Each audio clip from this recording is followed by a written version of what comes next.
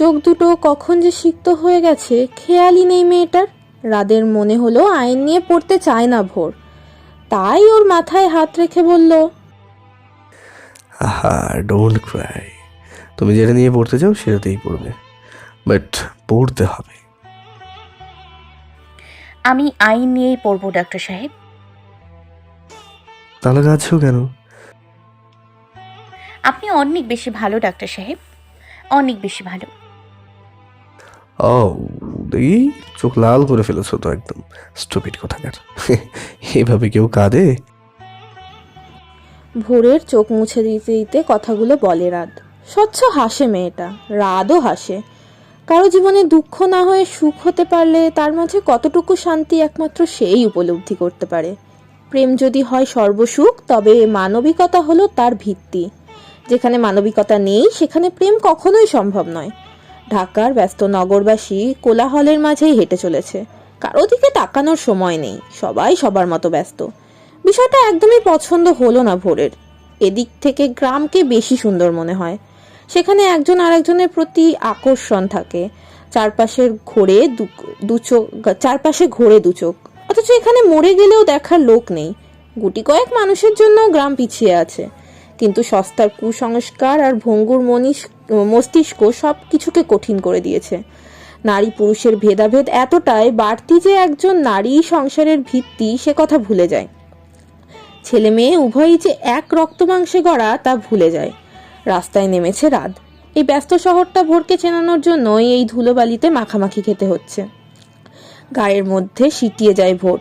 সামান্য ধাক্কা অনুভব করতেই পেছন ফিরে তাকায় ছেলেটা, বলে, কি হয়েছে?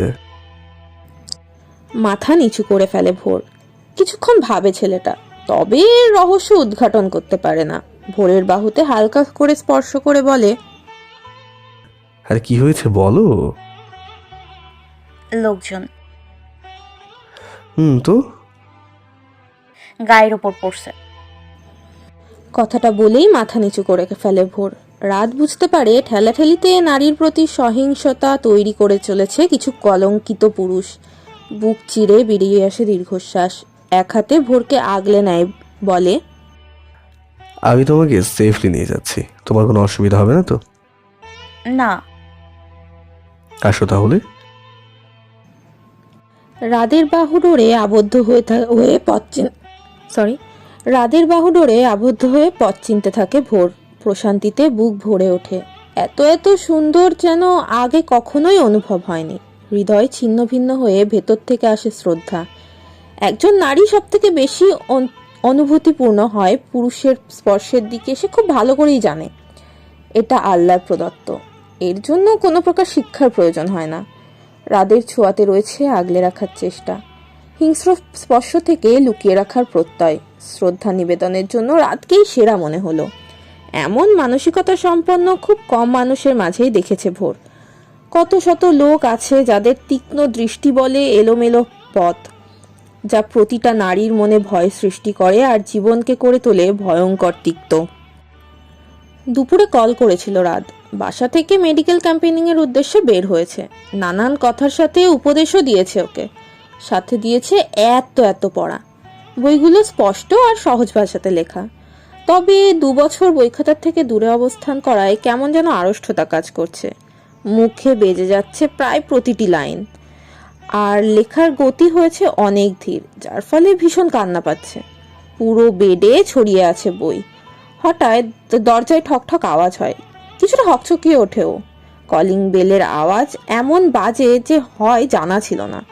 ঠকঠক আওয়াজের বেল মনে হয় দরজায় লাথি ঘুষি মারছে কেউ। স্কার্ফ নিয়ে উঠে যায় ও। দরজা খুলতেই অপরিচিত এক মহিলাকে দেখতে পায়। ভদ্রতার খাতিরে সামান্য হেসে বলে, আপনি? Tutor. Tutor?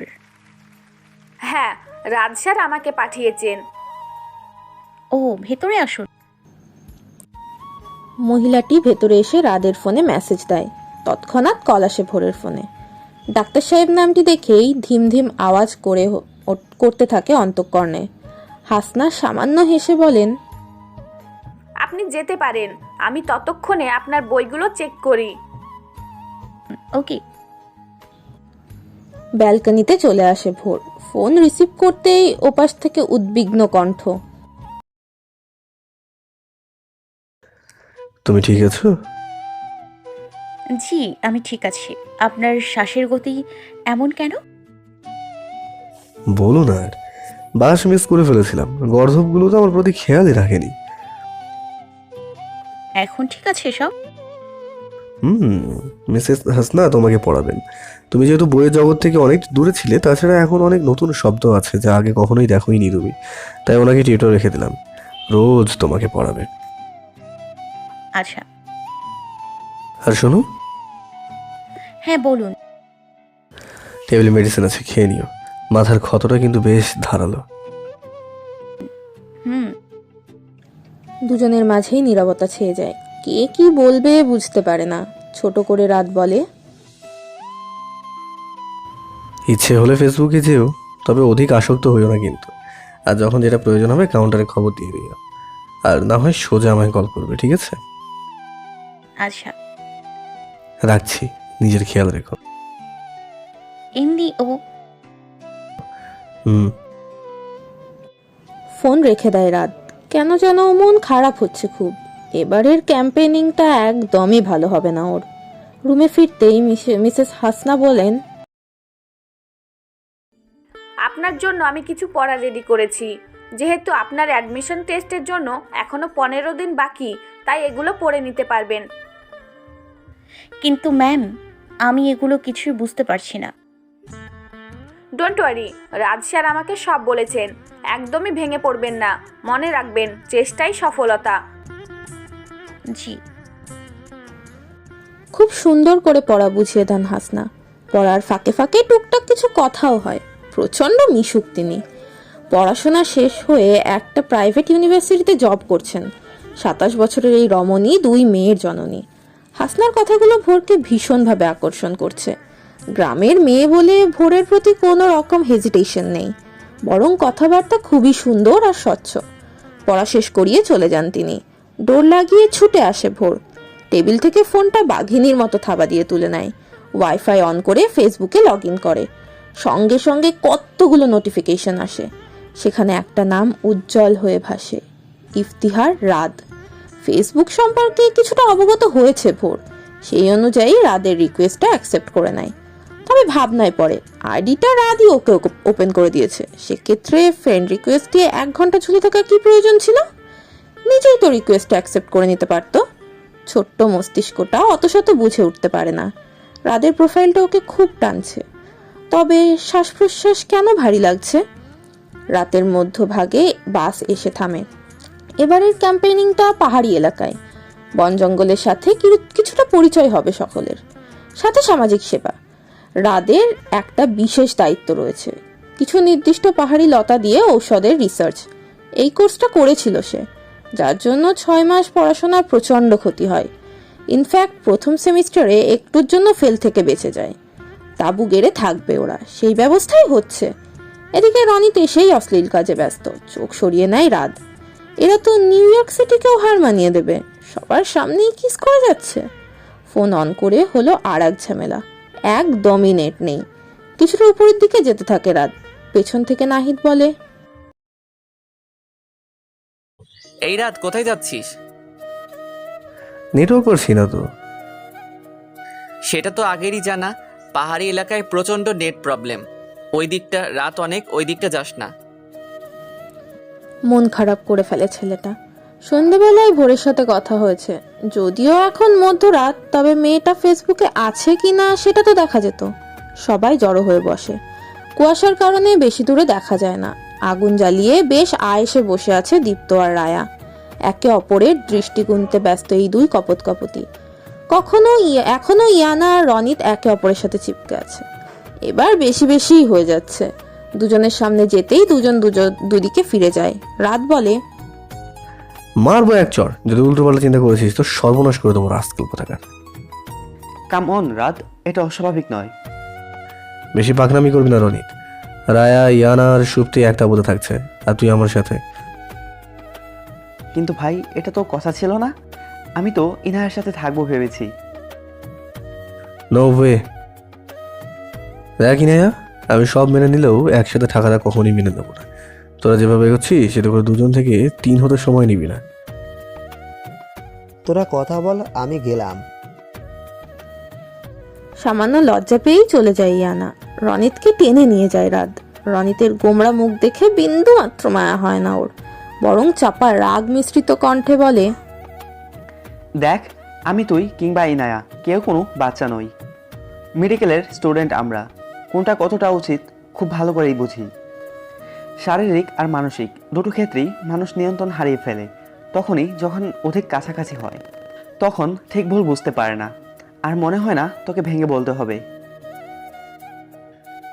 Bro, not fair. আমি তো হেল্প করলাম আর তুই? তুই কি 3 নম্বরের সদস্য নিয়ে আসার প্ল্যান করছিস? মোটেও না, আমি জাস্ট। মাথা চুলকাতে থাকে রনিত। পরপর দুটো কিল বসিয়ে রাত বলে, শালা বিয়ে করার আগে এই ক্যাম্পেইন শেষে আঙ্কেলকে বলবো আমি। পাক্কা? জাস্ট পাক্কা। তোদের ভরসা করতে পারছি না আমি। রাত আর রনিত দুজনেই চাপা হাসিতে মত্ত হয়। একটু দূরে দাঁড়িয়ে বুকে হাত গুজে এসবের হাসির কারণ খুঁজতে থাকে সুপ্তি। চোখ পিটপিট করে বলে, দুটোর মধ্যেই বিশাল ঘাপলা আছে।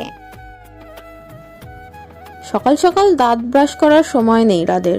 ফোনটা নিয়ে চলে এসেছে আর এক প্রান্তে। ভোরকে কল না করা অব্দি শান্তি নেই। যদিও এতটা বিচলিত হওয়া বেমানানি বটে, তবে মেয়েটা এখনো অপরিচিত স্থানের সাথে মানিয়ে নিতে পারেনি। সেই কারণেই অধিক চিন্তা। রিং হচ্ছে, তবে ফোন রিসিভ করছে না। এবার ভয় হচ্ছে খুব, তাই হোস্টেলের কাউন্টারে কল করে। সেখান থেকে জানতে পারে ভোর নাকি খেলছে।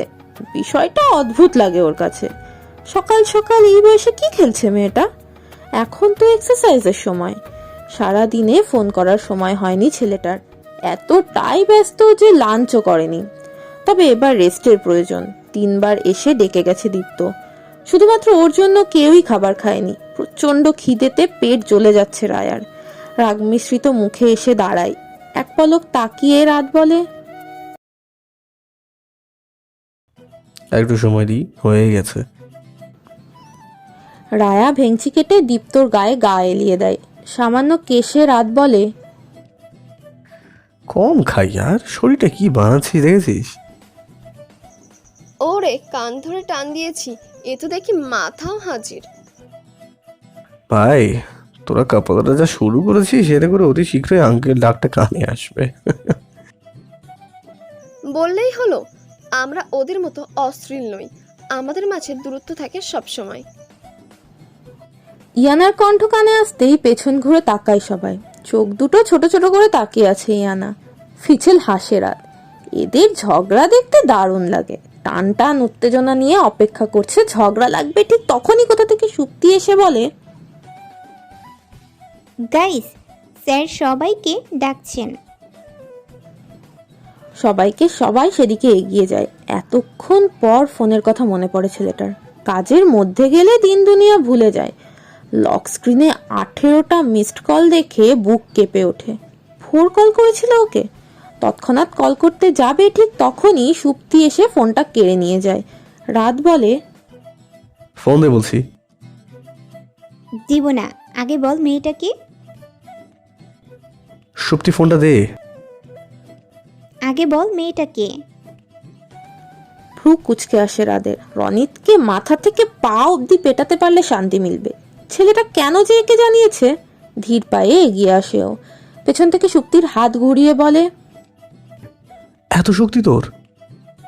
ব্যথা পাচ্ছি রাত। ব্যথা পাচ্ছি রাত। রাতকে নিজের অনুকরণ করতে দেখে তেলে বেগুনে জ্বলে ওঠে সুপ্তি। তখনই স্যারের ডাক কানে আসে। ফোনটা ছো মেরে নিয়ে চলে যায় রাত। রাগে গজগজ করতে থাকে সুপ্তি। ক্যাম্পেনিং এর প্রধান স্যার কিছু বিবৃতি দিয়ে চলে যান।